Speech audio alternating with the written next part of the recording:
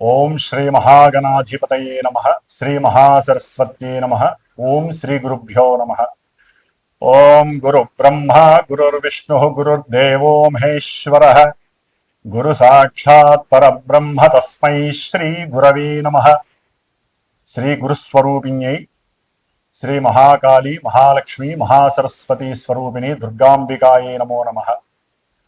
ఓం హయగ్రీవాయ నమః. ఓం శ్రీ మేధాదక్షిణామూర్తయే నమః.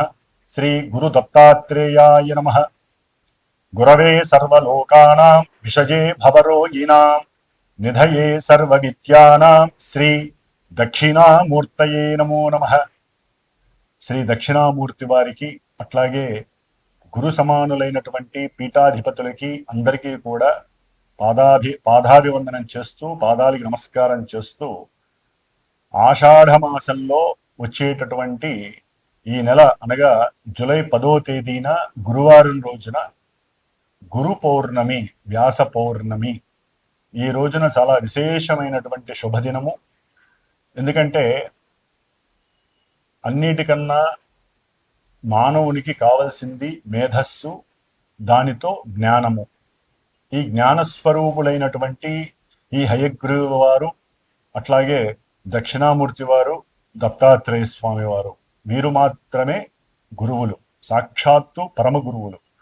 కాబట్టి వీరి పరంపరగా తర్వాత మనకున్నటువంటి గురువులు చాలా మంది ఉంటారు. విద్యపరంగా కావచ్చు, అనుభవపూర్వకంగా కావచ్చు, అది జ్యోతిష్య గురువులు కావచ్చు, విజ్ఞానపరమైనటువంటి సైంటిఫిక్ గురువులు కావచ్చు, లేకపోతే వ్యాపారపరమైనటువంటి గురువులు. మనకి జ్ఞానాన్ని అంటే చదువు రూపకంగా జ్ఞానాన్ని ఇచ్చేటటువంటి ఎటువంటి గురువునైనా సరే చక్కగా ఈ యొక్క గురు పౌర్ణమి రోజున ఆరాధించగలిగితే చాలా విశేషమైనటువంటి పుణ్యము కలుగుతుంది, అఖండమైనటువంటి జ్ఞాన సిద్ధి కలుగుతుందని చెప్పి శాస్త్రవచనం. కాబట్టి అందరూ కూడా ఈ ఆషాఢ మాసంలో వచ్చేటటువంటి జూలై 10వ తేదీన గురు పౌర్ణమి రోజున మీ మనసుకి నచ్చినటువంటి గురువులకి పాదాభివందనం చేసుకొని వారికి కాస్త వస్త్రదానం చేయవచ్చు, లేదా ఫలదానమైనా చేయవచ్చు. అన్నిటికన్నా అందరికీ ముఖ్యము తండ్రి. తండ్రే మొదటి గురువు, పరమ గురువు. కాబట్టి అవకాశం ఉన్నవాళ్ళు, తల్లిదండ్రుల దగ్గరగా ఉన్నటువంటి వారు తండ్రికి పాద నమస్కారం చేసుకుంటే అందరి గురువులు ఆయనతో సమానం అన్నమాట. కాబట్టి జీవపుత్రుడు ఆయనే జీవాన్ని ఇస్తాడు. కాబట్టి స్త్రీలైనా పురుషులైనా సరే తండ్రికి తల్లికి నమస్కారం చేసుకుని ఆ రోజున వారి ఆశీర్వచనం తీసుకున్నట్లే అందరి గురువుల యొక్క ఆశీర్వచనం మీకు లభిస్తాయి. ఆ తర్వాత దేవాలయాలకు వెళ్ళటం, ఆ దేవాలయాల్లో చక్కగా మనకి కావలసినటువంటి ఆ గురువు పరంపరలో ఉన్నటువంటి దక్షిణామూర్తి వారి గుడి కానివ్వండి, లేకపోతే దత్తాత్రేయుడి గురువు కానివ్వండి, వీళ్ళకి ఎవరికైనా నమస్కారం చేసుకోండి. వారికి సంబంధించినటువంటి శ్లోకాలు, స్తోత్రాలు ఉంటాయి, మంత్రాలు కాదు. వాటిల్ని చక్కగా ఒక 108 సార్లు కనుక జపం ఆచరించినట్లయితే శుభాన్ని కలుగజేస్తుంది. ఆ తదుపరి మరి మనము ప్రతి నెల మాసము కూడా అంతరిక్షంలో అన్ని గ్రహాలని, ముఖ్యంగా మన యొక్క భూమిని తన యొక్క ఆకర్షణ శక్తి చేత, బలము చేత తన చుట్టూ పరిభ్రమణం చేయించుకుంటూ ఉన్నటువంటి సూర్య భగవానుడి యొక్క సంక్రమణం యొక్క వేడుక. మరి మనకున్నటువంటి 2 ఆయనాలలో ఉత్తరాయణ పుణ్యకాలంలో 6 నెలలు మన యొక్క జీవితాన్ని గడుపుతూ వచ్చాం. ఇప్పుడు కర్కాటక రాశిలోకి ఈ యొక్క సూర్య భగవానుడు, సూర్యనారాయణ మూర్తి మనకి జూలై 16వ తేదీన మధ్యాహ్నం 3 గంటల ప్రాంతంలో చక్కగా స్వామివారు కర్కాటక రాశిలోకి అడుగు పెడుతున్నారు. మరి ఈ కర్కాటక రాశిలోకి ఈ యొక్క సూర్యుడు సంక్రమించినటువంటి సమయాన్ని మన శాస్త్రరీత్యా గనక గమనించినట్లయితే దీనిని దక్షిణాయన పుణ్యకాలము అంటారు. అదే మకర రాశిలో గనక సూర్యుడు ప్రవేశించినట్లయితే అది జనవరి 16, 14 తేదీల్లో వస్తుంది. దాన్ని ఉత్తరాయణ పుణ్యకాలం అంటారు. అది దేవతా కార్యక్రమాలకి, దేవతా ప్రతిష్టలకి, గృహప్రవేశాలకి, వివాహాలకి, ఉపనయనాలకి, ముఖ్యంగా ఉపనయన సంస్కారాలకి చాలా విశేషమైనటువంటి రోజులు ఈ యొక్క ఉత్తరాయణ పుణ్యకాలము. అయితే ఈ దక్షిణాయన పుణ్యకాలంలో అటు విష్ణుమూర్తి, ఇటు పరమశివుడు ఇరువురు కూడా ధ్యాన యోగంలో ఉంటూ ఉంటారు ఒక 4 నెలల కాలం. దాన్నే మనము చాతుర్మాస్య వ్రత దీక్ష అంటారు. అంటే భూలోకంలో కొంతమంది గురువులు మానవులు కూడా ప్రశాంతత కోసం జీవన్ముక్తి కోసమని ఈ చాతుర్మాస్య వ్రత దీక్షను పొంది చక్కగా ఆ యొక్క విష్ణు పరంపర శివ పరంపర దీక్షలో చక్కగా వారి యొక్క జీవితాన్ని గడుపుతూ ఉంటారు. అది ఎవరి అభిప్రాయం, ఎవరి ఇష్టాన్ని బట్టి వారు చేసుకోవచ్చు. అయితే ఈ యొక్క కర్కాటక రాశిలోకి సూర్యుడు సంక్రమించినటువంటి ఈ సమయము అనగా జూలై 16వ తేదీన మధ్యాహ్నం పూట అయింది కాబట్టి ఎవరైనా సరే మరుసటి రోజైనా సరే శ్రాద్ధ కర్మలు లేకపోతే వారి యొక్క పెద్దవాళ్ళకి చనిపోయినటువంటి పెద్దవాళ్ళకి ఏదైనా పితృకర్మల పరంగా చేసినటువంటి పిండ ప్రదానాలు ఇలాంటివి చేసుకోవటం వలన వారికి చక్కగా అనంత లోకాలలో విష్ణు సాన్నిధ్యము కలిగే అవకాశము, వైకుంఠ ప్రాప్తి కలిగే అవకాశం ఉంటుంది. అట్లాగే ఈ యొక్క కర్కాటక రాశిలోకి సూర్యుడు ప్రవేశించినటువంటి రోజు నుంచి 6 నెలల కాలము దక్షిణాయన పుణ్యకాలం ఉంటుంది. ఈ దక్షిణాయనంలోనే మనకి చక్కగా మానవుడు మోక్షాన్ని పొందటానికి, జ్ఞానాన్ని ఆర్జించటానికి కావలసినటువంటి అమితమైనటువంటి జ్ఞాన సంపద పూజల ద్వారా, వ్రతాల ద్వారా, హోమాల ద్వారా, ఎన్నో రకాలైనటువంటి దైవ పూజల ద్వారా చేసుకునే అదృష్టము కలిగే అవకాశం ఉంటుంది. కాబట్టి ఈ యొక్క ఈ యొక్క కర్కాటక రాశిలో ఉన్నటువంటి సూర్యుడు ప్రవేశించిన తర్వాత 6 నెలల కాలము కూడా చక్కగా మానవులందరూ కూడా మనకు వచ్చేటటువంటి గణపతి నవరాత్రుల దగ్గర నుంచి అన్నీ కూడా దైవానికి సంబంధించినటువంటి కార్యక్రమాలు. ఎందుకంటే ఇక్కడ వర్షాకాలము, శీతాకాలం అనేది మానవుని యొక్క ఆరోగ్యం పైన ప్రభావం చూపిస్తుంది. కాబట్టి దైవానికి సంబంధించినటువంటి ఆరాధనలు, స్తోత్ర పారాయణలు, అర్చనలు చేయటం ద్వారా చక్కటి ఆరోగ్యము, మనఃప్రశాంతత, కార్యసిద్ధి కలిగి జ్ఞానానికి, మోక్షానికి కూడా కలగడానికి అవకాశం ఉంటుంది. కాబట్టి మనకి ఈ యొక్క జూలై 16వ తేదీ నుండి ఆగస్టు 17వ తేదీ వరకు కూడా సూర్యుడు కర్కాటక రాశిలోకి ప్రవేశించే సమయంలో, ప్రవేశించిన రోజు నుంచి ఈ నెల కాలము కూడా మేషాది మీనరాశి పర్యంతం ఉన్నటువంటి 12 రాశుల వారికి, అట్లాగే ఆ రాశుల్లో ఉన్నటువంటి నక్షత్రాలు 27 నక్షత్రాల వారికి, అవి ఈ రెండు తెలియనటువంటి నామ నక్షత్ర జాతకులకి ఏ విధంగా ఉంటుందో తెలుసుకునే ప్రయత్నంలో ముఖ్యంగా వినేటటువంటి శ్రోతలు ఒకటి గుర్తుంచుకోవాలి. ఏదైనా సరే ప్రస్తుత కాలంలో గోచారంలో గ్రహాలు ఆకాశంలో ఈ రాశుల్లో ఈ నక్షత్రాలలో సంచరించే సమయంలో ప్రపంచంతో పాటుగా, అంతరిక్షంతో పాటుగా మానవుల మీద కూడా ఆ ప్రభావాన్ని చూపిస్తుందని మాత్రమే అర్థం చేసుకోండి. జన్మజాతకంలో ఉన్నటువంటి ఆ గ్రహాల యొక్క స్థితిగతులు, అట్లాగే దశ అంతర్దశల రీత్యా వారికి జరిగేటటువంటి ఈవెంట్స్ ప్రెజెంట్ గోచారంలో గ్రహస్థితులు ఏ విధంగా నిర్ణయిస్తాయో మాత్రమే తెలియజేస్తుంది. కానీ చాలా మందికి తెలియక ఈ యొక్క రాశి లేకపోతే నాది నక్షత్రము మరి మాకు చెప్పినవి జరగట్లేదు, లేకపోతే మీరు చెప్పినట్టుగా మాకు నెగిటివ్ జరగట్లేదు, పాజిటివ్ జరుగుతోంది, పాజిటివ్ జరగట్లేదు, నెగిటివ్ జరుగుతోంది అంటున్నారు. ఇది ఎక్కడా కూడా వారికి సంబంధం ఉండదు. జస్ట్ ఆ యొక్క కిరణాలు వారి మీద పడి కొంతవరకు ప్రభావాన్ని చూపిస్తాయే తప్ప ప్రత్యేకించి మొత్తము కూడా మేము చెప్పిన విధంగానే జరుగుతుంది అని ఎక్కడా కూడా శాస్త్ర నిర్ణయం లేదు. గోచార ఫలితాలు అంటే జస్ట్ మనం జాగ్రత్త పడటానికి, ఈ నెలలో ఈ గ్రహాలు ఇక్కడ ఉన్నాయి కాబట్టి పాపగ్రహాలు ఈ విధంగా పాపస్థానాలలో ఉంటే మనం దానాలు, ధర్మాదులు, జపాలు, లేకపోతే అవతల వాళ్ళకి ఏదైనా దాన ధర్మాదుల రూపంలో లేకపోతే స్తోత్రాలు, శ్లోకాలు, పూజలు చేయించుకోవడం ద్వారా కొంత ఉపశమనం మాత్రమే లభిస్తుంది. ఇది గుర్తుంచుకొని ఈ యొక్క రాశి ఫలితాలను విని ధైర్యాన్ని తెచ్చుకొని ఏ విధంగా ఉండాలో ఆలోచించే మార్గమే ఈ యొక్క గోచార ఫలితాలు మాత్రమే.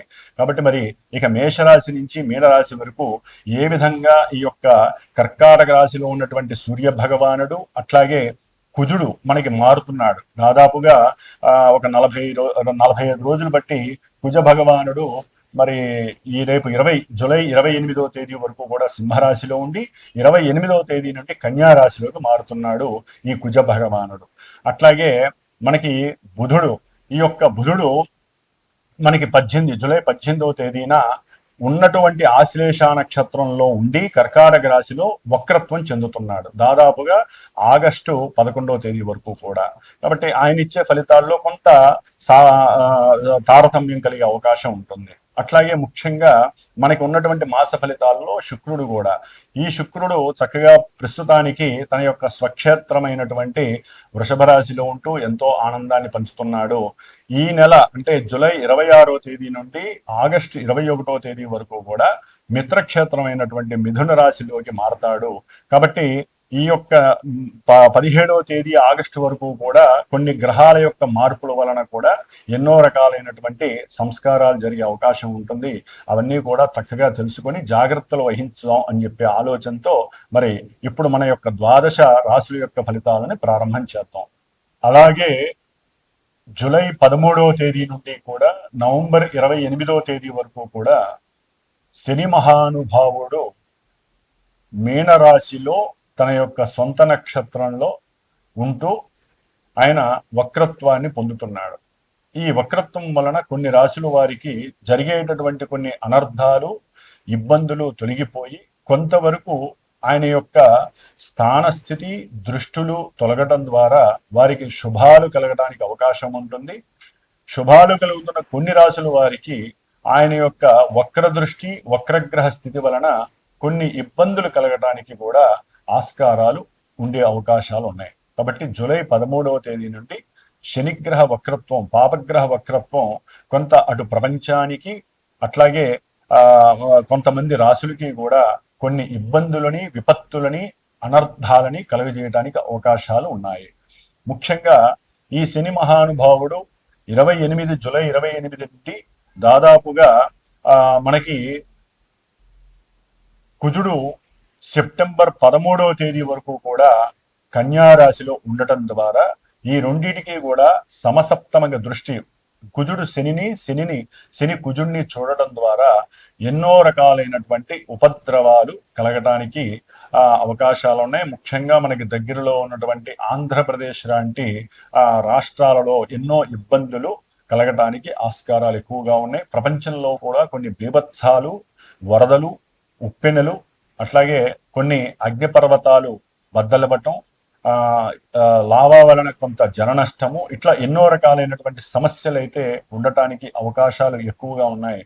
అట్లాగే మనకి ఇప్పుడు ప్రెజెంట్ ఈ జూలై 15వ తేదీ నుండి కూడా దాదాపుగా జూలై 15 నుండి మనకి ఒక 15 రోజులు, 16 రోజులు అంటే ఆగస్టు ఫస్ట్ వీక్ వరకు కూడా కాలసర్ప యోగ దోషము, అంటే గ్రహాలన్నీ కూడా సింహరాశి నుంచి కుంభరాశి మధ్యలోనే ఉండటం ద్వారా కొన్ని ఇబ్బందులు కలగటానికి అవకాశం ఉంది.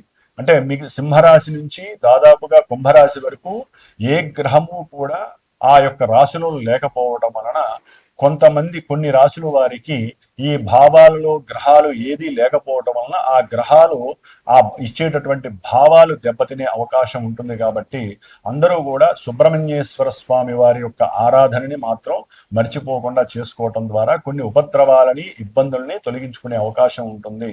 అట్లాగే దాదాపుగా 41 రోజులు మా యొక్క శ్రీమాత జ్యోతిషాలయ పీఠంలో నా ద్వారా నేను చేస్తున్నటువంటి ఈ యొక్క సుబ్రహ్మణ్యేశ్వర స్వామి వారి యొక్క పూజలు, కుజరాహు కేతువుల యొక్క దోష పూజలు దాదాపుగా 30 రోజులు పూర్తయి ఈ యొక్క జూలై 20వ తేదీన హైదరాబాద్ లో మా పీఠంలో సుబ్రహ్మణ్య పాశుపత హోమంగా నవగ్రహ హోమము, లక్ష్మీ గణపతి హోమము, అంటే ఈ గ్రహాల యొక్క అనుసంధానంతో ఎవరైతే కొంతమంది యొక్క నక్షత్రాలు, రాశులు, దశాంతర దశలు జరుగుతున్నాయో వీరికి సంబంధించినటువంటి పూజలు జరుగుతున్నాయి. వారికి హోమం కూడా జూలై 20వ తేదీన నిర్వహించడం జరుగుతుంది ఉదయం పూట. కాబట్టి ఆసక్తి ఉన్నవాళ్ళు, ఇబ్బంది లేకుండా ఉన్నటువంటి వారు చక్కగా నాకు గనక కాల్ చేసినట్లయితే వారికి కూడా వారి యొక్క గోత్రనామాదులు, నక్షత్రాలు చెప్పి వారికి ఉన్న ఇబ్బందుల్ని తొలగించడానికి, స్వామివారి యొక్క అనుగ్రహం కలిగేలాగా నా వంతు ప్రయత్నం చేయడానికి నేను సిద్ధంగా ఉన్నాను. కాబట్టి ఎవరైనా సరే చేయించుకోలేనటువంటి వారు వారి ఇంట్లో కానీ దేవాలయాల్లో కానీ చక్కగా సుబ్రహ్మణ్యేశ్వర స్వామిని మాత్రం ఈ యొక్క ఆగస్టు 2-3 తారీఖుల వరకు కూడా ఆయన ఆరాధన చేసుకోవడం ఉత్తమం, పరమోత్తమంగా భావించి ఓం దుర్గా గణపతయే నమః, ఓం స్కంద గణపతయే నమః అనేటటువంటి ఆ మంత్రాన్ని గనక జపిస్తూ ఉంటే ఆ రాశుల వారికి ఇబ్బందులు కలగకుండా ఉంటాయి. మీనరాశి వారికి ఈ నెల అనగా జూలై 16వ తేదీ నుండి ఆగస్టు 17వ తేదీ వరకు కూడా గ్రహ సంచారము రీత్యా గమనించినట్లయితే వీరికి జన్మ రాశిలో రేపు 13వ తేదీ నుండి శని వక్రించడం వలన వక్రీగత శని ప్రభావం, అట్లాగే 5వ స్థానంలో ఉన్నటువంటి రవి మరియు బుధుడి యొక్క సంచారము, అట్లాగే ఈ నెల 28వ తేదీ నుండి సప్తమ వేధాస్థానంలో కుజుడి యొక్క ప్రతికూల సంచారము, 12వ స్థానంలో ఉన్నటువంటి రాహుగ్రహ సంచారము వీరిని ఎన్నో విధాలైనటువంటి నిరాశ, నిస్పృహ, చేసే ప్రతి కార్యములో ఆలస్యము, ఆటంకాలు, అనుకున్నది అయిపోతుంది అనుకునే లోపలే ఎదురు దెబ్బలు తగలటం. 28 వరకు కూడా కుజగ్రహ అనుగ్రహం కాస్త అనుకూలంగా ఉంది, కుజకేతువుల అనుగ్రహం. కాబట్టి మీనరాశి వారికి దాదాపుగా 45 రోజులు బట్టి, అంటే 40 రోజులు బట్టి ప్రయాణం సౌఖ్యంగా సాగింది. ఆర్థికంగా కావచ్చు, ఉద్యోగరీత్యా కావచ్చు, సంతాన రీత్యా కావచ్చు, శత్రు రోగ రుణ వృద్ధి లేకుండా ఆయన కాపాడుతూ వచ్చాడు. రోగ నిరోధక శక్తి కూడా వెళ్ళింది. ఏదైనా సమస్యలు కడుపులో వచ్చినా వెంటనే రీగైన్ అయిపోవటం, మళ్ళీ మారిపోవటం, ఇలాంటివన్నీ జరిగిపోయినాయి. మంచిగా ఉన్నంతలో అనుకూలంగా ఉన్నాడు కుజకేతు. తండ్రితో కూడా కాస్త అప్పుడప్పుడు చిన్న సమస్యలు వచ్చినా మళ్ళీ వాటిని ఎదుర్కొనే స్వభావం మీకు కలిగింది. మాటలతో, ఏదో మాటలతో మీకున్న మేధా సంప్రాప్తితో, ఆలోచన సిద్ధితో నడిపించుకుంటూ వచ్చేసారు, అయిపోయి. మరి ఈ నెల 28 తర్వాత కుజుడు సప్తమంలోకి వస్తే కుటుంబంలో భగ్గుమం లేస్తాయి సమస్యలు. ఏం లేదు, యుగో, అహంకారం, అగ్రెసివ్నెస్, కోపము, ఆవేశం, ఎక్కడో ఉద్యోగంలో ఉండే సమస్యలన్నీ ఇంట్లోకి తీసుకొచ్చేస్తారు, ఆడైనా మగైనా. ఎందుకంటే ఇప్పుడు స్త్రీ పురుషులు ఇద్దరు ఉద్యోగాలు చేస్తున్నారు కదా. కాబట్టి కుటుంబంలో లేనిపోని అపార్థాలు, అనుమానాలు, అవమానాలు ఇవన్నీ కూడా మిమ్మల్ని ఒక తాటిలోకి తీసుకొచ్చి భార్యాభర్తల మధ్య అవినాభావన సంబంధాన్ని తెగదేస్తుంది. వ్యాపార విక్రయ, క్రయ విక్రయాదుల విషయంలో కూడా ధనపరమైనటువంటి అవతల వాళ్ళు మిమ్మల్ని అర్థం చేసుకోలేనటువంటి పరిస్థితి ఎదురయ్యి భాగస్వామ్యాలు తెగిపోయి, భాగస్వామ్యాలు ఉన్నటువంటి వారు కూడా, అప్పటి వరకు అన్యోన్యంగా ఉన్న వాళ్ళు కూడా ఒక్కసారి వ్యాపార విషయంలో కోర్టులు మెట్లెక్కాల్సి వస్తుంది. పోలీస్ స్టేషన్లు, గొడవలు, సమస్యలు, ఇలాంటివన్నీ కూడా జరుగుతాయి. కుజగ్రహ ప్రభావం అంత చెడ్డది. చేసే ఉద్యోగంలో మార్పులు కలుగుతాయి. ఇక్కడ కాదు, మీరు అక్కడికి వెళ్ళండి అని చెప్పి ఉన్నట్టుండి వస్తుంది మీకు ఒక రకమైన, లేకపోతే మీ ఇష్టం, మానేసేయండి. మీనరాశి వారి కుజగ్రహ ప్రభావం. దానివలన స్ట్రగుల్స్, స్ట్రెస్, టెన్షన్స్, కోపము, ఆవేశం ఇవన్నీ కలుగుతాయి కుజగ్రహ ప్రభావం. ఆర్థిక ధన నష్టం. మీరు సపోజ్ భార్యాభర్తల్లో ఎవరైనా, ముఖ్యంగా స్త్రీలకే అవకాశం ఉంది, భర్త వద్దన్నాడు అనుకోండి, డబ్బులు ఇచ్చేసి నేను దూరం వెళ్ళిపోతా అనే పరిస్థితులు కూడా మీనరాశి వాళ్ళకి కనిపిస్తున్నాయి. మగవాళ్ళకి జాగ్రత్త వహించండి, ధనాన్ని నష్టపోకండి. భార్య వల్ల అనుకూలంగా ప్రవర్తించండి, తలగా వంచండి, శిరస్సు వంచండి, తప్పదు. గ్రహస్థితి బాగాలేనప్పుడే మనం దాసోహం అవ్వాలి. కోపం వచ్చింది అనుకోండి, ప్రశాంతంగా చిరునవ్వు నవ్వండి. సుబ్రహ్మణ్య స్వామి ఎట్లా నవ్వుతూ ఉంటాడో అట్లా నవ్వండి. అట్లాగే శుక్రుడు, ఈయన అట్లాగే ఎవరైనా సరే వివాహ కారకుడు, వివాహ స్థానంలో ఉన్నటువంటి కుజుడు వలన వివాహం అవుతుంది అనుకోని మాట ముచ్చట్లు జరిగిన వాళ్ళు కూడా విడిపోతారు. అంటే జరగదు, ఆయన వచ్చి దాన్ని కబలించేస్తాడు. అట్లాగే బంధువులతో లేనిపోని కయ్యాలు, వాగ్దోషమే, లేనిపోని గొడవలు, సమస్యలు, కయ్యాలు. ముఖ్యంగా ఉద్యోగాదులు చేసేవాళ్ళు, విదేశాలలో ఉద్యోగాలు చేసేవాళ్ళు మీనరాశి వారికి ఉద్యోగ ప్రయత్నంలో తమ భాషల వలన, మీ యొక్క కోపము, అది వరకు ప్రవర్తించిన తీరు వలన కూడా మీకు లేనిపోని అగచాట్లు పడే అవకాశం కలుగుతోంది. కాబట్టి శుక్రుడు 26వ తేదీ వరకు 3వ స్థానంలో ఉండటం ద్వారా చక్కగా కుటుంబంలో అన్నదమ్ముల మధ్య, భార్యాభర్తల మధ్య అన్యోన్యత బాగుంది. నెక్స్ట్ తర్వాత కూడా ఆయన మిత్రక్షేత్రంలో వచ్చి రాస్యాధిపతి అయినటువంటి గురుడితో ఉండటం ద్వారా వీరు కొంతమంది, ఇందాక నేను చెప్పాను కదా కుజుడి వల్ల కలిగే ఇబ్బందులు ఉద్యోగంలో, ఈ గురుడు శుక్రుడు ఈ నెల 26 తర్వాత కలవటం ద్వారా సైడ్ చూసుకుంటూ ఉంటారు ముందే. వాళ్ళకి ఏదో కొంచెం అవగతం అవుతుంది, ఏదో ఉద్యోగంలో సమస్యలు వస్తాయని. వేరే దారి ఎత్తుక్కుంటారు ఏజెన్సీస్ ద్వారా, ఏజెంట్లు నమ్ముతారు, చాలా జాగ్రత్తగా అవసరమైతే డబ్బులు ఖర్చు పెడతారు. ఉద్యోగంలో దీనికన్నా పెద్ద ఉద్యోగం కొట్టాలి, అవుతుంది, ప్రయత్నం చేయండి, చెప్పలేదు. సౌఖ్యాన్ని కోరుకుంటున్నారు కదా, జాగ్రత్తగా మాట్లాడండి. మాట్లాడేటప్పుడు అనుకూలంగా మాట్లాడండి, పటపట సంతకాలు చేసే కండి 1-4 సార్లు చదివి సంతకాలు చేయండి. అప్పుడు ఉద్యోగ ధర్మంలో మీకంటూ ఒక స్థాయి వస్తుంది. లేకపోతే ఉద్యోగ విషయంలో మీ కెరీర్ విషయంలో ఒక క్వశ్చన్ మార్క్ పడే అవకాశం ఉంటుంది. అర్ధాష్టమ గురుడు కదండి, ఇబ్బందులు పడతారు. అట్లాగే రాహు కూడా చూస్తున్నాడు 12లో ఉండి. కాబట్టి మీరు ఒకటి అనుకుంటే తలసింది ఒకటైతే జరిగేది ఒకటి జరుగుతుంది. ముఖ్యంగా డైరెక్టర్లు, కంటెంట్ రైటర్స్, విద్యార్థులు, డైరెక్షన్ డిపార్ట్మెంట్కి సంబంధించిన వాళ్ళు, ఫైనాన్స్ డిపార్ట్మెంట్కి సంబంధించిన వాళ్ళు, బ్యాంకులో పనిచేసేటటువంటి వాళ్ళు, రైల్వేలో పనిచేసేటటువంటి పెద్ద పెద్ద ఉద్యోగస్తులు, ఎయిర్ ట్రాఫిక్కి సంబంధించిన వాళ్ళు, ఇవన్నీ కూడా కొంత తెలియనటువంటి వృత్తిలో ఎదుగుదలతో పాటుగా కొన్ని సమస్యలు కూడా రాహు వల్ల కలుగుతూ ఉంటాయి, వ్యయరాహు. అట్లాగే పంచమంలో ఉన్నటువంటి రవి బుధుల వలన మీ యొక్క ఆలోచన స్థాయి మందగిస్తుంది, బుద్ధి మాంద్యం ఏర్పడుతుంది. చేయాల్సిన పనిని ఉద్యోగ ధర్మంలో చేయాల్సిన పనిని సరిగ్గా చేయకపోవడం వలన మీనరాశి వారికి ఉద్యోగంలో అలసత్వం వలన, మీరు చెప్పే అవసరం లేని కొన్ని మాటల వలన ఉద్యోగాలు తొలగిపోయి ఉద్యోగంలోంచి వెడలిపోయే అవకాశం కూడా వస్తుంది. ఉద్యోగంలో తీసేస్తారు, జాగ్రత్త వహించండి. అవసరం లేని అబద్ధాలు చెప్పకండి. బుద్ధిని ఎప్పటికప్పుడు యాక్టివ్గా ఉంచండి. ఎందుకంటే బుద్ధికారకుడైనటువంటి వాక్కారకుడైనటువంటి బుధుడు వక్రిస్తున్నాడు ఈ నెల 18 నుంచి. కాబట్టి ఆయన యొక్క బలం కూడా కొంత ఈ రవి బుధుడితో కలిసి ఉండడం ద్వారా కోల్పోయే అవకాశం ఉంటుంది. గృహంలో సరైనటువంటి భోజన సౌకర్యం లోపత్వంగా ఉంటుంది. తండ్రితో విరోధాలు కలిగే అవకాశం ఉంటుంది. తండ్రి యొక్క ఆరోగ్య విషయంలో కుటుంబంలో సమస్య పర్వంగా ఉంటుంది. సంతానంతో కొంత వాగ్దోషం వలన వారి యొక్క చదువు విషయంలో మీరు అతి జాగ్రత్త పడి వారితో కొంత సమస్యాత్మకమైనటువంటి పరిస్థితుల్ని కొని తెచ్చుకునే అవకాశం ఉంటుంది. పిల్లల విషయంలో కొంచెం జాగ్రత్త వహించండి.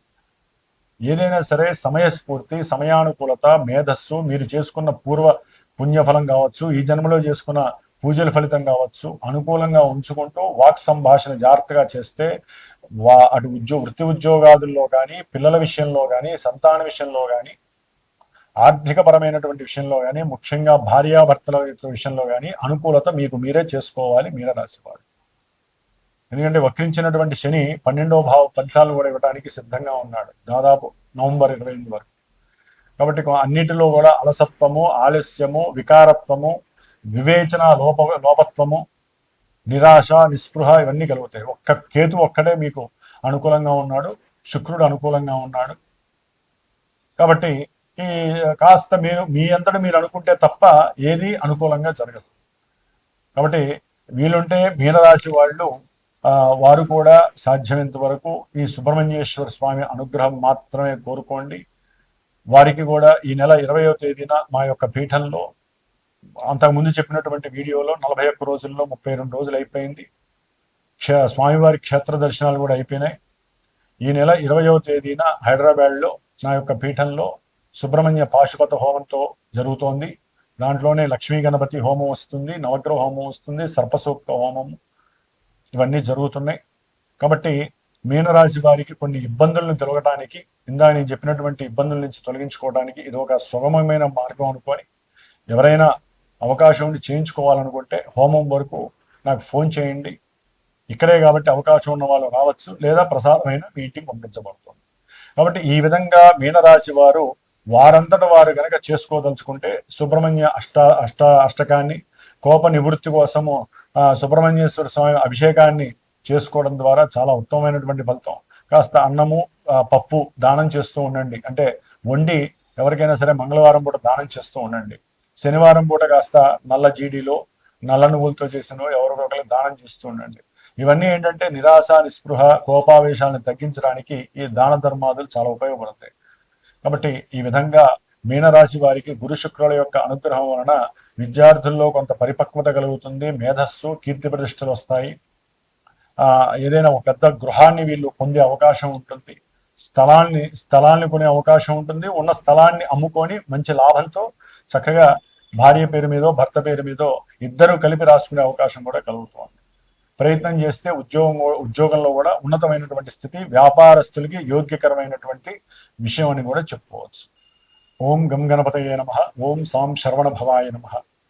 పూర్వము ఒక 30 days ముందు మనం చెప్పుకున్నటువంటి కొన్ని రాసులు వారు, అనగా మేషము, అట్లాగే వృషభము, కర్కాటకము, సింహము, కన్య, వృశ్చికము, మకరము, కుంభము, ఈ రాసుల వారు, అట్లాగే కుజమహర్దశ, కేతు రాహు అంతర్దశలు మహర్దశలు జరుగుతున్నవాడు, కుజ నక్షత్రాలైనటువంటి మృగశిర, అట్లాగే మృగశిర, చిత్త, ధనిష్ట నక్షత్ర జాతకులు, ఆరుద్ర, స్వాతి, శతభిష రాహుగ్రహ నక్షత్ర జాతకులు, అశ్విని, మఖ, మూల కేతు నక్షత్ర జాతకులు, వీరందరికీ కూడా కుజ రాహు కేతువుల యొక్క సంయోగము సమ్మేళనం వలన కాలసర్ప యోగ దోషాలు, కుజదోషాలు, ఎన్నో వివాహ ఆటంకాలు, గర్భ విచ్ఛిన్న దోషాలు, రాహుకేతువుల యొక్క సర్పగ్రహ బాధలు తొలగిపోవటానికి మరి హైదరాబాద్లో శ్రీమాత జ్యోతిషాలయ పీఠంలో నా చేత ఆల్రెడీ జరుగుతున్నాయి. ఈ గ్రహాలకి జపములు, సర్ప సూక్త జపము, అట్లాగే స్వామివారు సుబ్రహ్మణ్య క్షేత్ర దర్శనాలు కూడా అయిపోయినాయి, 6 క్షేత్ర దర్శనాలు. ఇప్పుడు ఈ నెల జూలై 20వ తేదీన కృత్తికా నక్షత్రము ఆదివారం రోజున హైదరాబాద్లో చివరగా శాంత్యర్థమై సుబ్రహ్మణ్య పాశుపత హోమం జరుగుతోంది. దీంట్లోనే గణపతి, లక్ష్మీ గణపతి, నవగ్రహ నక్షత్ర సహితముగా సర్పసూక్త, మన్యసూక్త సహితంగా సుబ్రహ్మణ్య పాశుపత హోమం జరుగుతోంది. కాబట్టి ఎవరైనా ఈ ఇబ్బందులు ఎవరైతే పడుతున్నారో వారు నాకు గనక ఫోన్ చేసి సంప్రదించినట్లయితే హోమానికి చాలా తక్కువ స్వల్ప దక్షిణతో ఆ యొక్క సుబ్రహ్మణ్య అనుగ్రహాన్ని పొందే అవకాశము స్వీకరిస్తారని ఈ యొక్క మెసేజ్ చేయడం జరుగుతోంది. ఓం శరవణ భవాయ నమః.